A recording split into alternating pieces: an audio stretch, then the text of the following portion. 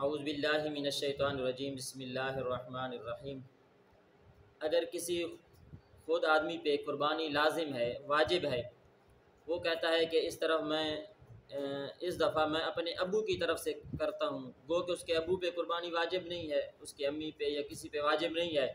لیکن وہ خود مالدار ہے، صاحب نصاب ہے،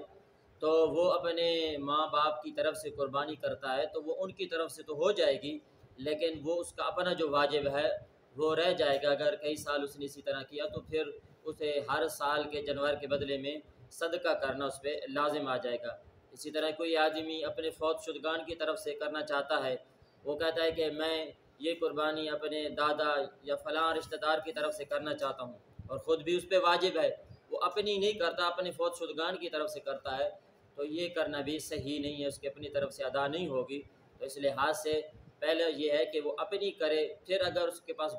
گنجائش ہے تو فوت شدگان یا کسی اور کی طرف سے کرنا چاہتا ہے تو وہ قربانی کرے، لیکن جس کے اپنے اوپر واجب ہے تو وہ پہلے اپنا واجب جو ہے اس کو ادا کرے، پھر اگر گنجائش ہے تو کسی دوسرے کی طرف سے وہ قربانی کر سکتا ہے۔